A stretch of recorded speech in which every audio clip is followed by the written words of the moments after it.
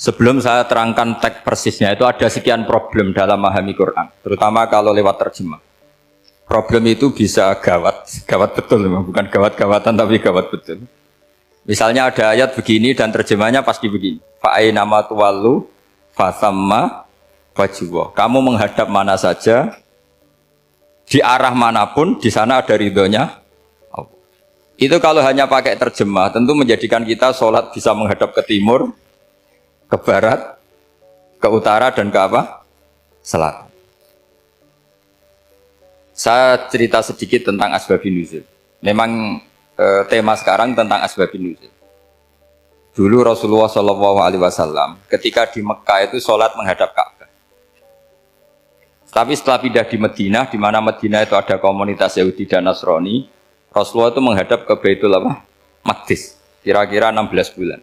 16 sampai 17 bulan. Semua riwayat itu kisarannya hanya 16 sampai berapa? 17 bulan. Sehingga orang Yahudi itu bilang begini, Muhammad ini baiklah, meskipun dia membawa agama baru tapi kiblatnya masih ikut kita, masih baik kan. Setelah 16 bulan Nabi diperintahkan Allah untuk menghadap ke Ka'bah. Awal liwajhaka syatrul Masjidil Haram. Maka orang Yahudi itu berontak. Berontaknya adalah kiblat mereka ditinggalkan. Cara berpikir orang Yahudi itu kiblat mereka ditinggal. Sehingga mereka bilang mawallahum an qiblatihim allati kanu 'alaiha. Apa yang menjadikan umat Islam berpaling dari kiblat Baitul Maqdis. Kemudian mereka provokatif betul. Ini perlu diperjelas. Provokatif. Bilang begini. Inna Muhammadan tahayyara fi din. Muhammad ini bingung dalam beragama. Sehingga habis ngomong A, ngomong B. Habis kiblat Ka'bah, kiblat Baitul Maqdis. Sehingga dalam banyak tarikh disebutkan peristiwa kiblat itu terbanyak melahirkan orang murtad, orang yang keluar dari Islam. Gara-gara provokasi orang Yahudi, Muhammad tahayyara fi din. Muhammad itu bingung dalam menentukan pilihan apa? Beragama. Kemudian walhasil singkat cerita akhirnya Nabi itu madhep Ka'bah. Apa yang terjadi mukjizat itu adalah bahwa agama ini agama yang mewakili semua agama sebelumnya yang masih orisinil. Yaitu Nabi akhirnya berargumentasi Ka'bah adalah kiblat yang asli, yang lebih tua. Terus mereka tanya, buktinya apa? Dijawab oleh Quran, fihi ayatum bayyinatum maqamu apa? Ibrahim. Ka'bah bukti tertua adalah di situ ada makam Ibrahim. Makam itu jejak kaki. Ya kalau bahasa Indonesia makam itu kuburan. Kalau dalam bahasa Arab makom itu jejak apa? Jejak kaki. Sehingga diketahui oleh sejarah dibuktikan di situ ada jejak kaki siapa? Nabi Ibrahim. Sementara nisbatnya Baitul Maqdis itu adalah kepada Nabi Musa dan Nabi Harun. Yang ini adalah turunan dari Nabi siapa? Ibrahim. Hikmahnya apa? Begini, sebagai bukti bahwa Baitul Maqdis pernah menjadi poros Islam atau poros Tauhid, maka Nabi Muhammad pernah disuruh menghadap ke Baitul Maqdis. Buat inget-ingetan kalau ini pernah menjadi poros apa? Tahu? Tapi tetap tua-tuaan masih tua apa? Ka'bah. Kenapa tua Ka'bah tadi? Karena Ibrahim adalah Abul Anbiya, bapak dari para. Dan di situ ada jejak kakinya. Fihi ayatum bayyinatum maqam. Bukti itu belum cukup. Dibuktikan lagi bahwa Ismail kecil itu hidupnya di Ka'bah. Kita tahu sa'i bainas Safa wal Marwah adalah karena Siti Hajar sedang mencari apa? Air. Jadi ada bukti sekian, bukti empirik bahwa Ibrahim itu kiblatnya itu Ka'bah, bukan Baitul. Sehingga ada kata-kata fihi ayatum bayyinatum maqamu. Nah, tanpa ngerti asbabun nuzul, kamu akan mengartikan fa'ainama tuwallu fasamma wajhullah itu salah. Karena di situ kamu menghadap mana saja, maka di situ ada ridhonya. Maka para ulama memberi catatan, maksudnya begini, kamu menghadap kemana saja, asal itu yang diperintahkan Allah, maka di situ ada ridhonya. Harus seperti itu maknanya, disesuaikan dengan konteks asbabun nuzul. Tanpa seperti itu tidak bisa. Dan masih banyak lagi kepentingan tentang asbabun nuzul. Jadi problem sekarang adalah banyak mufassir yang hanya mengartikan dari terjemah. Itu bahaya sekali. Sehingga ada orang yang menikah secara mut'ah. Itu kan mirip kayak transaksi zina. Mereka berdalil famastam taktum bihi minhunna fa'atuhunna ujurahun. Perempuan yang sudah kamu nikmati yang penting kamu bayar. Terjemahnya seperti itu. Karena ujur itu jamaknya ujroh. Itu fatal sekali. Padahal ayat itu begini, settingannya begini, setting siakul kalamnya atau asbabun nuzulnya begini. Ini sekaligus, memang saya sengaja ngaji dengan tema yang berat, bentuk penghormatan pada yang ngaji. Kalau temanya ringan kan kayak TPQ. Jadi ini supaya gue keren-kerenan, ini ada doktor, Pak Oni pernah dekan Fakultas Hukum. Jadi kalau saya nanti salah tinggal ditangkap saja, gampang kan? Tapi nangkap saya berurusan dengan Tuhan. Jadi kalau orang dekat Allah itu yang tanggung jawab itu Allah. Jadi dia bisa menang di kepolisian tapi kalah di hukum Tuhan. Jadi, kalau berhadapan-hadapan dengan saya. Begini asbabun nuzulnya begini.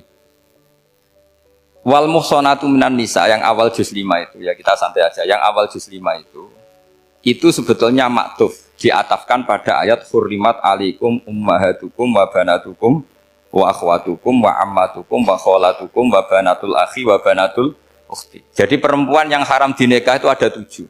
Yang faktor nasab yaitu siapa? Ibu, putri, saudara putri, bulik dari bapak, amah itu bulik dari bapak, kholah itu bulik dari ibu, keponakan dari saudara lelaki, keponakan dari saudara perempuan. Ini disebut haram karena nasab gen. Kalau orang Jawa bilang hanya 4 karena ngitungnya bulik baik dari bapak maupun ibu. Kalau orang Jawa bilang kan bulik terus keponakan dihitung 1. Padahal ada keponakan dari saudara lelaki, ada keponakan dari saudara apa? Perempuan. Wa banatul akhi wa banatul ukhti. Terus kedua, haram karena rodok. Kita tahu dalam hukum Islam rodok adalah sama dengan nasab. Jadi ibu yang pernah menyusui kamu berarti jadi ibu kamu. Dan saudara sepenyusuan berarti menjadi saudara kamu. Ini disebut wa ummahatukum allati arda'nakum wa akhwatukum minar rodok. Terus ketiga, haram karena musoharoh, karena besanan.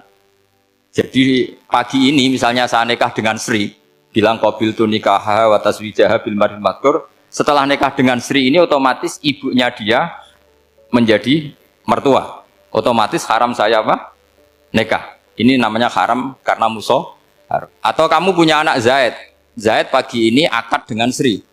Berarti Sri adalah menantu Anda. Otomatis haram bagi Anda. Itu namanya haram karena musoharoh, karena bisanan.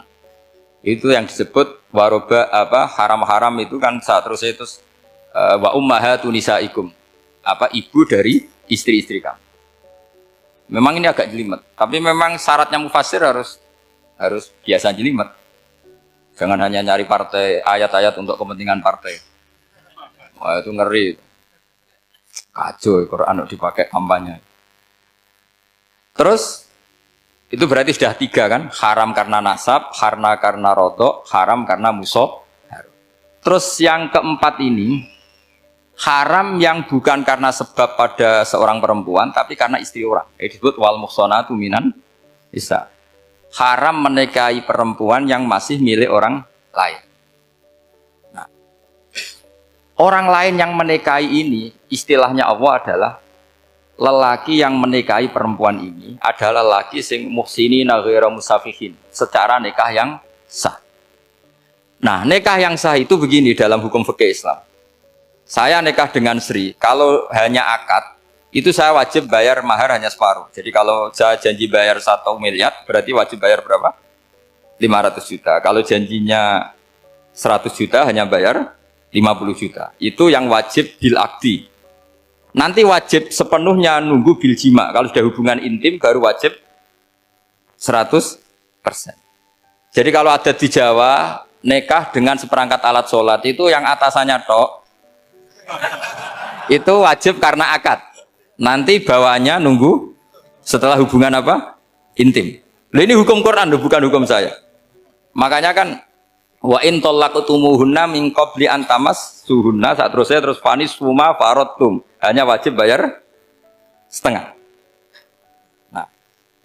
Nah, perempuan yang sudah diajak hubungan intim itu kata Allah fa'atuhunna ujurahun, maka wajib kamu bayar Jadi ayat itu tuh tentang perempuan yang sudah dinikah, kita harus bayar berapa? Harus bayar penuh. Ini penting saya utarakan. Nah, problem kita sebagai orang Indonesia, ini juga problem Pak On, problem semua kiai. Mahar di Indonesia itu nggak bisa dibahas di Quran. Karena keterlaluan, kecilnya itu keterlaluan. Saya ini kan kiai, sering ngakatkan tuh sampai bosen, seperangkat alat sholat. Oh, itu ngawur sekali, ini mbak-mbak harus nggak mau gitu. Saya provokasi minimal itu ya berapa? 100 juta berapa? Pantasnya berapa? Pantasnya berapa? 10 gram itu berapa nilainya? Kan 1 gram 500.000, baru 5. Ya sudah mendingan itu 10 gram. Quran itu bayangannya gini, sambil latihan, yang hafal-hafal biar latihan. Jangan dapat beasiswa karena hafal tapi nggak jelas juntrungannya. Quran tuh bayangannya gini, ini nggak mungkin Quran ini bisa dibaca di Jawa. Wa in aradtum istibdala zaujim makana zauji wa ataitum ihdahunna qintaran fala ta'khudhu minhu syai'a. Jika kamu nikah sama seorang perempuan, kemudian kamu cerai, maka mahar yang sudah kamu berikan jangan ambil lagi. Karena mahar di Arab itu mahal, 100 juta, kadang mobil Alphard, kadang GMC. Sehingga setelah menceraikan tuh kebayang menarik. Kok enak, dulu saya memberikan itu kan karena dapat servisnya, sekarang sudah saya cerai, saya tarik. Kalau mahar di Indonesia kan seperangkat alat sholat. Jadi gak kebayang ada kalimat fala ta'khudhu minhu syai'a, jangan ambil lagi. Kebayang ngambil aja enggak?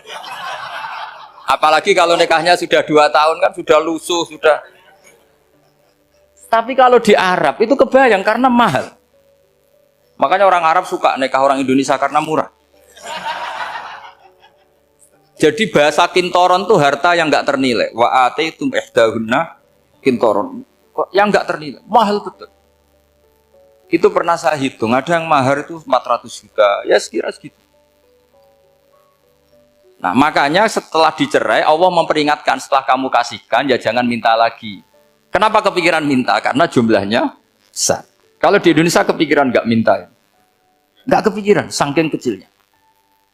Seperangkat alat sholat, kadang 1 juta. 1 juta itu setelah hubungan intim, sebelumnya yang wajib hanya 500. Itu kan nggak kebayang. Makanya susah ngartikan Quran di Indonesia, kadang susah karena kadang terlalu. Itu pernah Sayyidina Umar radhiyallahu anhu pernah bilang begini, wahai para perempuan, mahar itu jangan mahal-mahal, kasihan para lelaki. Itu ada perempuan alimah ya, orangnya alim betul, meskipun nggak pernah sekolah di UI tapi alim itu.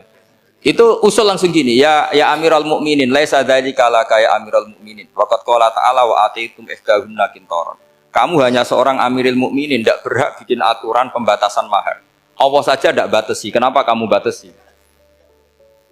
Sehingga dulu yang namanya nikahnya Sulaiman Agung atau Jamaluddin siapa Ratu Agung, kalau hadiah ya sampai tas mahal itu. Ini kan dari bahasa Arab mumtaz mahal, mumtaz itu istimewa, mahal itu tempat. Dia punya istri yang sangat dicintai, dikasih hadiah mumtaz mahal. Terus ilat Jawa jadi apa? Tas mahal. Itu sama Mujid Ulil Albab kalah. Itu kalau cerai kan kepikiran minta lagi. Dikasihkan yang baru maksudnya. Tapi kalau di Indonesia tidak mungkin karena apa tadi? Seperangkat alat sholat. Begitu nyari yang murah lagi. Yang bagus kitanya, bungkusnya yang bagus. Nah, maka nggak mungkin kita maknani Quran tanpa mengenal yang bernama asbabin. Karena makna ayat itu bisa kacau kalau kita tidak tahu asbabin. Yaitu kayak tadi makna fa'ina ma tuwallu fasamma wajhu. Itu maknanya kan kamu menghadap mana saja, boleh saja di sana ada ridhonya Allah.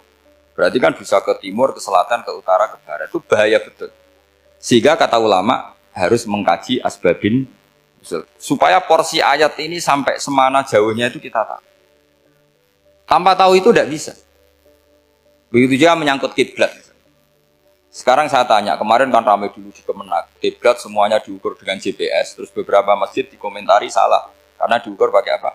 GPS. Kalau dalam bahasa falak disebut yaumarosdil kiblat. Memang bisa diilmun. Tapi pertanyaannya begini, dari awal Allah ngendikan fawalli wajhaka syatral masjidil haram. Kamu yang penting sholat itu menghadap masjid. Masjid itu ya bangunan. Sehingga kata Ibnu Abbas yang diriwayatkan banyak ulama mengatakan Al-Ka'bah kiblatun li ahlil masjid wal masjid kiblatun li ahlil haram wal haram kiblatun li ahlil masyriq wal maghrib. Jadi kalau orang di dalam masjid, kiblatnya harus Ka'bah. Di luar masjid, kiblatnya asal bangunan Masjid Haram. Tapi di luar sini kayak di Indonesia, boleh semua tanah. Kenapa begitu? Kata Ibnu Abbas, karena Quran turun bilisanin Arabiyyin mubin. Jadi kalau orang Jogja kalau mau ke Jakarta arahnya kemana? Barat. Itu sebetulnya ketika Anda ke barat itu persis Jakarta apa bisa saja pasnya itu Pangandaran. Tapi orang itu akan bilang kalau ke barat ya ke Jakarta. Meskipun presisi Anda tepatnya di Pangandaran. Nah kiblat seperti itu, asal orang menghadap ke barat itu orang sudah bilang ke kiblat. Gak usah sedetail misalnya harus pas Ka'bah. Saya pernah debat sama tim ahli Kemenang. Gak bisa Gus, sekarang ada GPS harus tepat Ka'bah. Terus saya bilang gini, kalau teori Anda benar, berarti semua masjid luasnya maksimal 16 meter. Ka'bah itu luasnya hanya 16 meter.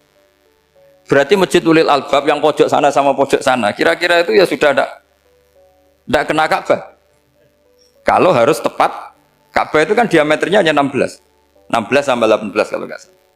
Berarti semua masjid kalau ingin tepat Ka'bah harus pas 16. Kalau terlalu luas pilihannya harus cekung. Kan jadi aneh. Makanya saya itu sering Pak On, dulu saya ini biasa debat fikih. Kalau di tradisi pesantren namanya Basul Masail. Saya punya teman yang paling kurang ajar, yang paling saya kenang dalam sepanjang sejarah.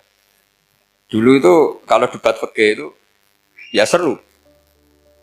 Kalau aturan fikih kan gini, soft paling baik itu kan soft pertama. Baru kedua, baru ketiga. Yang paling keren kan soft awal, soft. Terus teman saya bilang gini Pak, ya kalau gitu gini aja Gus, desain masjid itu memanjang utara selatan. Biar semuanya soft awal. Gara-gara didesain begini kan ada soft 2, soft 3. Apa susahnya? Kita bikin mulai awal supaya masjid itu memanjang utara apa? Selatan. Supaya semuanya soft awal. Ya kalau ada hukum ya diimplementasikan dalam desain bangunan katanya. Jadi itu kan kacau.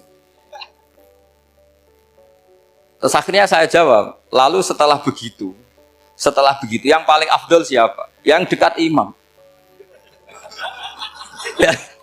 Ya sudah, bikin cekong saja kalau gitu.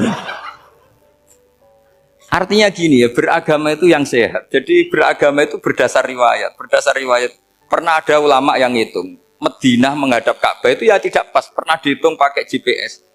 Kiblat Madinah ke Ka'bah itu ya tidak pas. Tidak seperti yang pernah dianjurkan Kemenak. Karena apa? Agama ini ngikuti bilisanin Arabiyyin mungkin. Seperti jenengan gini. Semua ini istilahnya apa? Menghadap Gus Bah. Padahal ada yang agak sana, agak sana. Semuanya ngaji sama siapa Gus? Ya sudah. Istilahnya bertatap muka. Memangnya kita benturan. Ini bahasa. Jadi seperti ini semua namanya apa? Berhadap. Padahal ada yang agak samping, agak samping. Ka'bah juga gitu. Sebenarnya tidak se-ekstrim yang dibayangkan orang-orang. Cuma kalau bisa tepat, ya kita harus tepat. Tapi tetap saja tidak perlu 16 apa? Meter. Fa'aina ma tuwallu fathamma wajhullah itu artinya menghadap. Menghadap itu menghadap arah. Makanya Allah tidak dawuh fawalli wajhaka nahwal Ka'bah, tapi fawalli wajhaka syatrul Masjidil Haram. Jadi ini penting saya utarakan supaya kita familiar dengan istilah-istilah Quran.